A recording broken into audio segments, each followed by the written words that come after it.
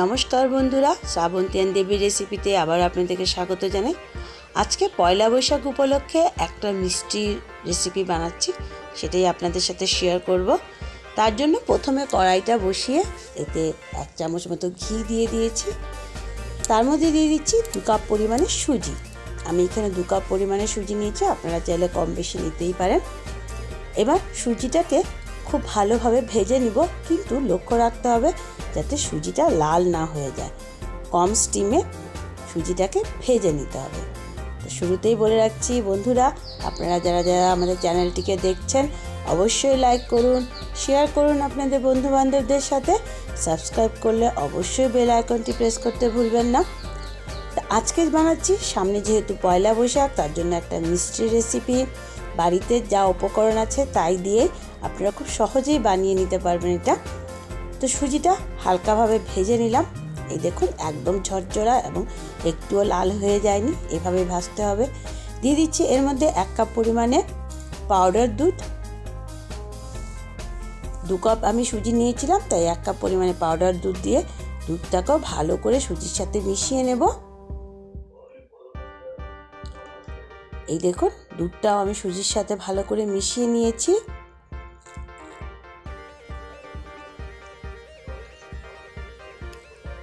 এবার এর মধ্যে দিয়ে দিব আমি লিকুইড দুধ। ভালো করে এটা মেশানো হয়ে গেলে আমি এর মধ্যে 1.5 কাপ পরিমাণে লিকুইড দুধ দিয়ে দিলাম। দিয়ে আবারও ভালো করে মিশিয়ে নিব এবং গ্যাসের স্টিমটা অবশ্যই লোতে রেখে কাজটা পুরোটা করতে হবে, তাহলে সুজিটা লাল হয়ে যাবে না। এবং লিকুইড দুধটা দেওয়ার পরেও গ্যাসের স্টিমটা মিডিয়ামে রেখেই আমি ভালো করে এই দুধের সাহায্যে সুজিটাকে সেদ্ধ করে নেব। এবং যতক্ষণ না পর্যন্ত দুধটা পুরো শুকিয়ে যাচ্ছে ততক্ষণ পর্যন্ত কিন্তু এটাকে এইভাবে রান্না করে নিতে হবে।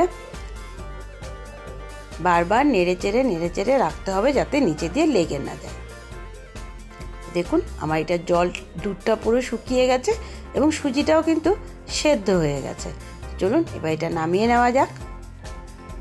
আমি এটা নামিয়ে নিলাম একটা থালের মধ্যে। হালকা একটু ঠান্ডা করে নিই, কেন গরম গরম তো এর মধ্যে হাত দেওয়া যাবে না।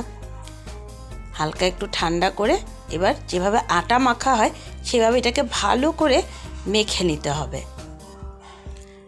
সামান্য একটুখানি ময়দা দিয়ে দিব যাতে এটা ভাজার সময় খুলে না যায়। তো অবশ্যই আপনারা এখন বুঝতে পেরে গেছেন আমি এটা দিয়ে কী বানাবো। না বুঝতে পারলে আমি বলেই দিচ্ছি, আমরা আজকে যেটা বানাবো এটাতে, সেটা হচ্ছে লালমোহন। আর ঠিক দোকানের মতো যেভাবে ল্যাংচার শেপ থাকে সেইভাবে ল্যাংচার শেপ দিয়েও আমি এটাকে বানাবো। 2 রকম শেপেই আপনাদেরকে দেখাচ্ছি, আপনাদের যেটা ভালো লাগে সেইভাবেই আপনারা শেপ বানিয়ে নিয়ে এটা বানিয়ে নিতে পারেন। তো বাড়িতে বসে পয়লা বৈশাখ উপলক্ষে এই মিষ্টিটা অবশ্যই আপনারা বানিয়ে নেবেন। খুব ভালো করে কিন্তু এটাকে মেখে নিতে হবে। এই দেখুন, ঠিক যেভাবে আটা মাখা হয় সেইভাবেই একদম প্লেন করে আমি মেখে নিয়েছি। এবার শেপ দিয়ে দিচ্ছি এগুলোর। যদি আপনারা চান ল্যাংচার মতো করতে, ঠিক দোকানে যেমন থাকে সেভাবে লম্বা লম্বা করে নিতে পারেন। এইভাবে আমি 2 রকম শেপে আপনাদেরকে দেখিয়ে দিচ্ছি।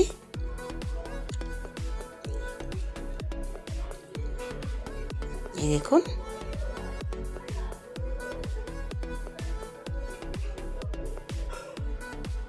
পয়লা বৈশাখ উপলক্ষে অবশ্যই আপনারা এটা বানিয়ে নিন।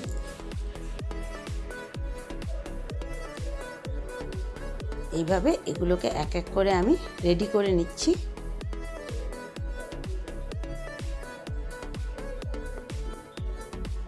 কিছু লম্বা লম্বা করে ল্যাংচার মতো করে নিয়েছি, আর কিছু গোল গোল করে আমি লালমোহনের মতো করে নিলাম। তো চলুন এবার এগুলোকে ভেজে নেওয়া যাক। আমার এগুলো সব রেডি হয়ে গেছে। আমি কড়াইটা বসিয়ে দিয়েছি এবং তেলও দিয়ে দিয়েছি, এবং মিডিয়াম স্টিমে রেখে আমি এগুলোকে ব্রাউন কালার করে ভেজে নেব এক এক করে। এক এক করে আমি তেলের মধ্যে সব দিয়ে দিলাম।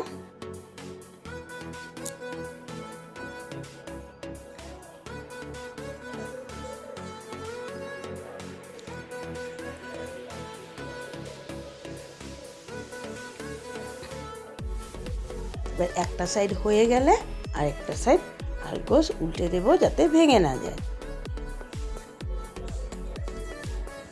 দেখুন একদিক হয়ে গেছে, আমি হালকাভাবে উল্টে পাল্টে দিচ্ছি আরেকটা দিক।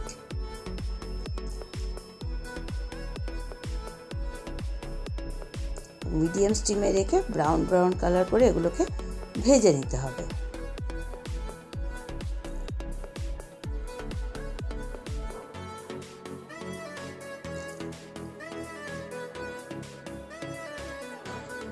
এইভাবে বাড়িতে বানিয়ে সবাইকে আপনারা তাক লাগিয়ে দিতে পারেন। বাড়িতে যা উপকরণ আছে তাই দিয়েই দেখুন এটা কিন্তু তৈরি হয়ে যাচ্ছে। এক্সট্রা মার্কেট থেকে কিছুই আনতে হচ্ছে না, কেননা সুজি, লিকুইড দুধ, পাউডার দুধ সবার বাড়িতেই থাকে।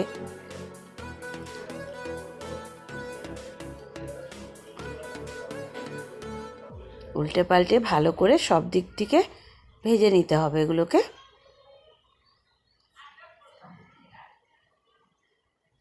এই দেখুন আমার এগুলো ভাজা হয়ে গেছে, আমি এবার এগুলোকে তেল থেকে তুলে নেব।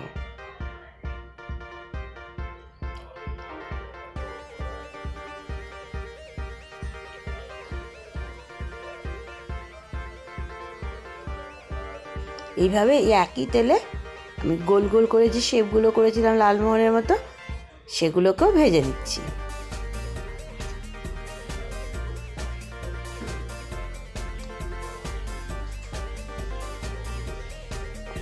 এই দেখুন এগুলো আমার ভাজা হয়ে গেছে, এবার এগুলোকেও আমি তুলে নেব। এবার শিরা বানানোর জন্য আমি এখানে জল দিয়ে দিয়েছি আর দিয়ে দিচ্ছি 1 বাটি পরিমাণে চিনি। আমি যে বাটিতে চিনি দিয়েছি সেই বাটিতে 2 বাটি জল দিয়েছি। এবার এর মধ্যে দিয়ে দিব আমি এলাচি। এলাচি দিলে বেশ একটু সুন্দর গন্ধ হবে, সেটা বেশ ভালো লাগে।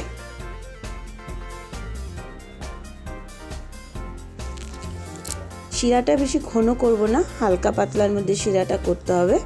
দিয়ে দিচ্ছি 2-3টে কেশর। কেশর যদি আপনাদের বাড়িতে থাকে তাহলে দিন, না থাকলে কোনো ব্যাপার না, কেশর ছাড়াও আপনারা এটা করতে পারবেন।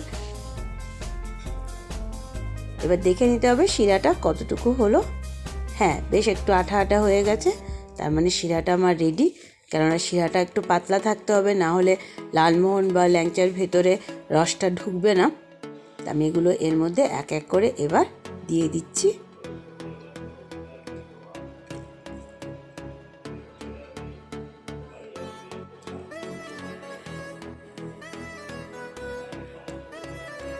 তো আমার এগুলো সব দেওয়া হয়ে গেল শিরার মধ্যে। এবার একটু ঢাকা দিয়ে রাখবো কয়েক সেকেন্ড, জাস্ট খালি একটু টকবক করে ফুটে ওঠার মতো। এই দেখুন এবার আমি গ্যাসটা অফ করে দিব এবং রুম টেম্পারেচারে এটাকে ঠান্ডা করে নেব। গ্যাসটা অফ করে দিচ্ছি এবং রুম টেম্পারেচারে ঠান্ডা হওয়ার জন্য 2 থেকে 3 ঘন্টা রেখে দিতে হবে। 2 থেকে 3 ঘন্টা রেখে দিলে এটা একদম নর্মাল হয়ে যাবে এবং শিরাটাও দেখুন কি সুন্দর ঢুকে গেছে। আমি 2 থেকে 3 ঘন্টা রেখে দিয়েছিলাম। এবার সার্ভ করে দিচ্ছি। অবশ্যই বাড়িতে এটা বানিয়ে নেবেন এবং অবশ্যই আমাকে কমেন্টে জানাবেন কেমন হয়েছে। আপনাদের কমেন্টের অপেক্ষায় থাকি, ভালো লাগে আপনাদের কমেন্ট পড়তে। তো এইভাবে পয়লা বৈশাখে সবাইকে নতুন নতুন রেসিপি উপহার দিই। তো বন্ধুরা, আবারও দেখা হবে নতুন একটা রেসিপির সাথে। ততক্ষণ জন্য সবাই ভালো থাকবেন। ধন্যবাদ।